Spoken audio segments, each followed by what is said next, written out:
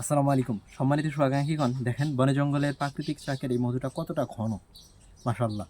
বনে জঙ্গলের প্রাকৃতিক চাকের মধুটা সবসময় কেউ আপনাকে একরকম দিতে পারবে না। আপনারা ভাইবেন না যে এটা আপনাদেরকে দিব। এই যে আমি এক জার চাক সহ মধু এনেছিলাম, তো শেষে ঝরে পড়া অংশ আমার জন্য কিছু রয়েছে, এটা আমি বাড়িতে নিয়ে আসছি। ভাবলাম যে একটা ভিডিও বানাই আপনাদেরকে দেখাই।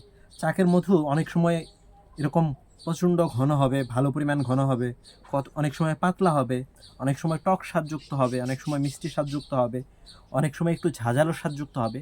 অর্থাৎ বনে জঙ্গলের প্রাকৃতিক চাকের মধুটার মধ্যেই এরকম ভিন্নতা পাবেন আপনি। কারণ প্রকৃতিতে এক এক সময় এক এক রকম ফুল থাকে, আর এই মৌমাছিটা প্রকৃতিতে যে যে ফুল থাকে ওই ফুল থেকেই নেকটার সংগ্রহ করে। চাষের যে মৌমাছিটা, ওইটা নির্দিষ্ট ফুল বাগানের বা যেমন সরিষা বাগানের পাশে, লিচু বাগানের পাশে, বিভিন্ন বাগানের পাশে, কালো জিরার পাশে বসানো হয় কারণে ওইটা বেশি দূরেও যাইতে পারে না। আর অন্যান্য নেকটারও খুব কম থাকে তুলনামূলক। থাকে না যে এরকম তা না, কিন্তু থাকে কম। কিন্তু চাকের মধুটার ক্ষেত্রে সব ফুলেরই, প্রকৃতিতে যে যে ফুল থাকে সব ফুলেরই থাকে। আর এই কারণে এটার মধ্যে ভিন্নতা হয়, অনেক সময় পাতলা হয়, ঘন হয়। আর মধু নিয়ে একটা ভুল ধারণা আছে যে পানি পরীক্ষা করি আমরা। পানি পরীক্ষার ব্যাপারটা হলো, মধুটা যদি ঘন হয় তাহলে তো পানির সাথে মিশবে না, নিচে চলে যাবে, তাহলে কিন্তু হইল না। আবার যখন পাতলা হবে তখন এটা কিন্তু পানির সাথে মিশা যাবে।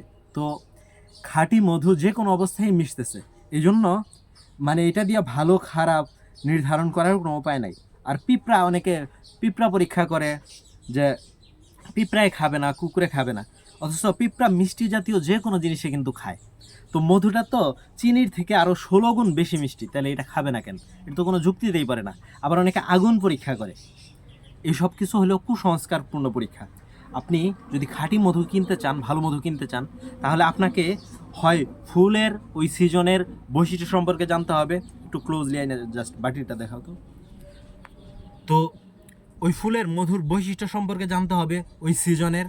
আরেকটা হইল বিশ্বস্ত লোকের থেকে নিতে হবে, যারে আপনার বিশ্বস্ত মনে হয়। হ্যাঁ, আমার সবাই বাড়িতে দেখো, যারে আপনার বিশ্বস্ত মনে হয়। আমি বলি না যে আমার কাছ থেকে আপনার নিতে হবে।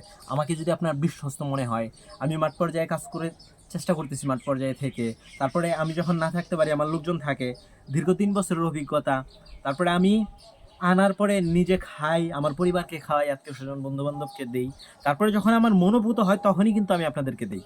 তারপরেও আপনাদের কাছে যাওয়ার পরে যদি কারো অপছন্দ হয় তাহলে ফেরত দেওয়ার অপশন রয়েছে। তো সকলকে অসংখ্য ধন্যবাদ। আসসালামু আলাইকুম।